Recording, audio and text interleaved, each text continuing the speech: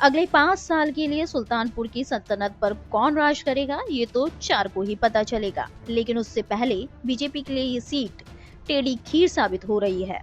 उत्तर प्रदेश की हॉट सीटों में से एक सुल्तानपुर से भारतीय जनता पार्टी के टिकट पर पूर्व केंद्रीय मंत्री मेनका गांधी चुनाव लड़ रही हैं।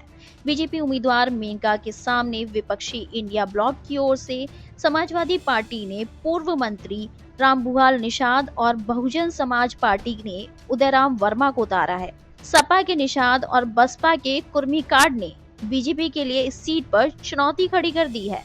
मेनका गांधी बड़े कद की नेता है, लेकिन सपा बसपा के गणित ने सुल्तानपुर की लड़ाई को त्रिकोणीय बना दिया है।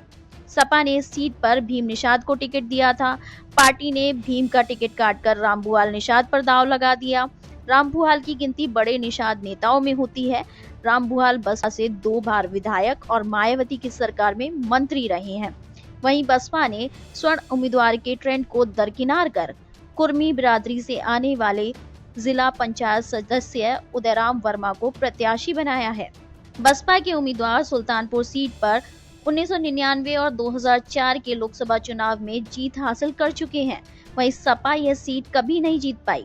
इस सीट से सबसे ज्यादा 8 बार कांग्रेस, 5 बार बीजेपी, 2 बार बसपा और 1 बार जनता दल के उम्मीदवार जीते हैं। सपा ने पहली बार साइकिल दौड़ाने की उम्मीद से निषाद कार्ड खेला है। सपा के पूर्व विधायक अरुण वर्मा पूरे जोर शोर से प्रचार में लगे हुए हैं। अरुण वर्मा इस सीट को अखिलेश की झोली में डालने के लिए एड़ी चोटी का जोर लगा रहे हैं, जिसका असर भी दिखाई दे रहा है। रामभुआल निषाद के पक्ष में जनता गोलबंद हो रही है। जनता के बीच ये चर्चा चल पड़ी है कि सपा ही इस क्षेत्र में विकास कर सकती है। मेनका गांधी के लिए मुश्किल यह है कि पिछले चुनाव में उनके प्रचार अभियान की बागडोर संभालते रहे वरुण गांधी इस बार पीलीभीत से टिकट कटने के बाद साइलेंट मोड पे हैं। 2019 के चुनाव में मेनका की जीत के पीछे बीजेपी संगठन ही था। वरुण गांधी के प्रचार और रणनीति को श्रेय दिया गया था। बीजेपी के कोर वोटर ब्राह्मण और राजपूत में घनश्याम तिवारी हत्याकांड को लेकर तनातनी चल रही है। विजय नारायण सिंह हत्याकांड में घनश्याम की पत्नी और भाइयों का नाम आने के बाद ब्राह्मण वोटर बीजेपी से नाराज बताए जा रहे हैं और इसका नुकसान मेनका गांधी को भुगतना पड़ सकता है।